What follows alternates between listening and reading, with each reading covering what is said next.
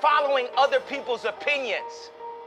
We are controlled by the media. And today it all changes. We need to think how to think free. We need to be free thinkers. Then we need to learn how to feel free. People say feel free, but we don't even know how to feel free or think free. Say what you feel, positive or negative, grounded in reality. This reality has been forced upon us. It is a choice, just like when I said slavery is a choice. The reality, we can make our own reality. We can talk about history, but not too long. We need to talk about our now, because we can fix and start loving each other now. But the thing is, we have the resources on this planet to have a human utopia, to have respect for each other, mankind. We have that. But we're too concerned about getting the next Hollywood film to Netflix. We have the resources. There's new billionaires every day. You apply the right type of thinkers, like the Elon Musk, the people with the real ideas. Like, politics is dead. It's over with. Politics, like, these kids need some type of real truth. I'm gonna stand up and I'm gonna influence, and I'm just gonna be me the fullest. Because it's also with my approach, you know, it's a certain point of a level of like frustration, because waiting for everyone to agree may take too long. I'm not gonna sit inside of a corporation for 20 years. The time is now. The time is now to express and for people to believe in themselves. The time is now for it to be okay to be great. People in this world shun people for being great, for being a bright color, for standing out. But the time is now to be okay to be the greatest you. Your entire life is a test.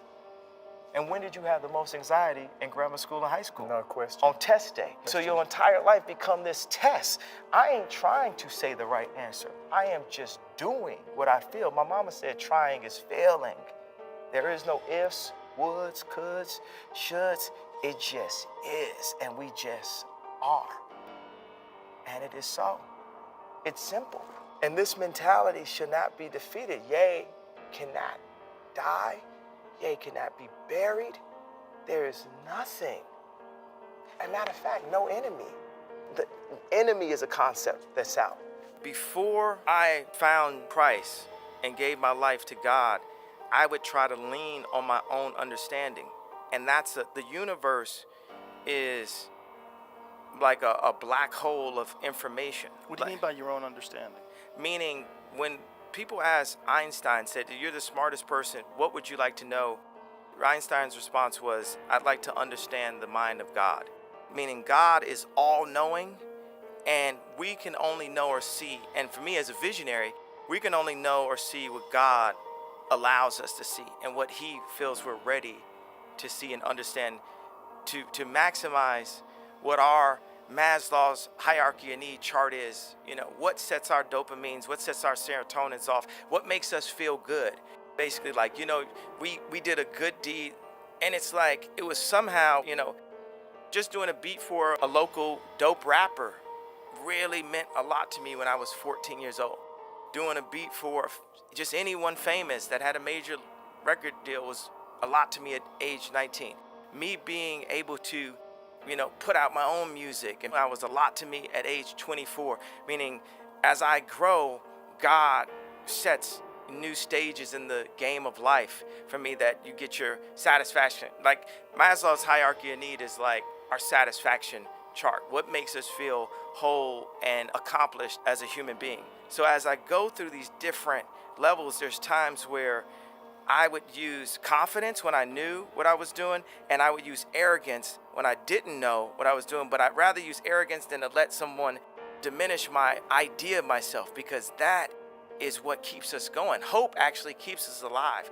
Anybody, you ask most people, it's like, do you want tomorrow to come? And they say, yes, they have hope for it.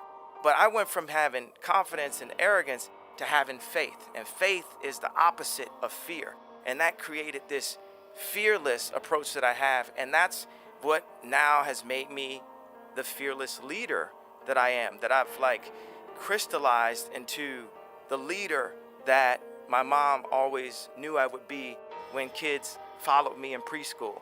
the leader that people saw when we changed the sound of music. You know, I like when Jay-Z said, show you how to move in a room full of vultures. Isn't that like you don't really have to change who you are and start saying, I'm going to be a snake, I'm going to be that. You know what I'm saying? Just know you can't let people use you or misuse you. Life is about using people, though. Just don't misuse them.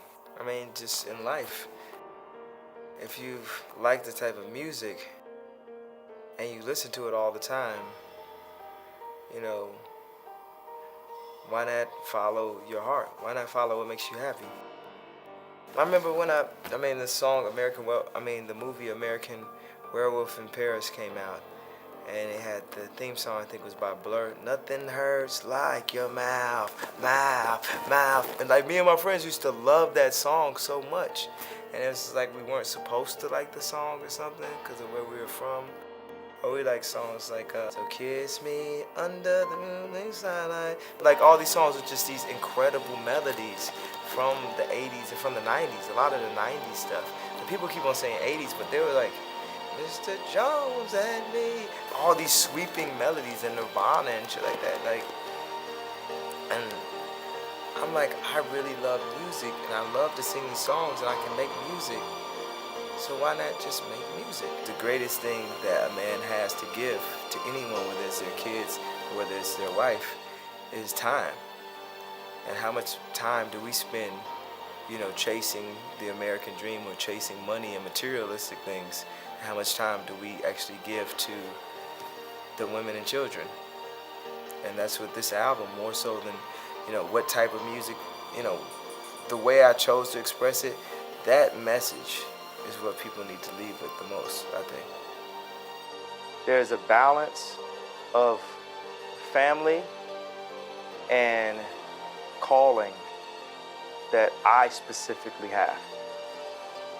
I have to protect and take care of my family and make sure with the power that God has put in my hand that I do everything that I can as the father to provide the best chance at them being the maximum success that they can be.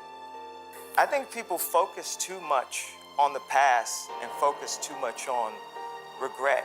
Even like when you deal with schools, like you take like the slave idea. My point is, I've heard of history class.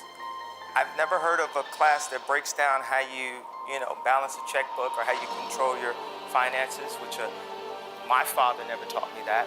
And I've never heard of a future class. So they keep us so focused on history that we start to believe that it actually repeats itself. And we become overly traditional and we can't advance as a race of beings. We get too caught up in the past and what everyone's saying, what everyone's tweeting.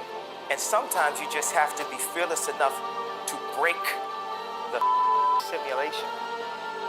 I refuse to follow those rules that society has set up in the way that they control people with low self-esteem, with improper information, with branding, with marketing. I refuse to follow those rules. It's about truth, it's about information, it's about awesomeness, and the only luxury is time, the time you spend with your family. That's the only luxury to this concept. A lot of people say, okay, well, you have to do music. I'm gonna keep doing music, but what if people told me I couldn't rap? What would have happened? What if people told me I couldn't perform? I have other goals and other things, and I'm gonna use my platform, every platform, to stand up and say, I wanna make something. I wanna make the next Ralph Lauren. That was the point of the Zayn interview. They say people don't stand up and protect their dreams. People are too scared of getting, spoofed in a way.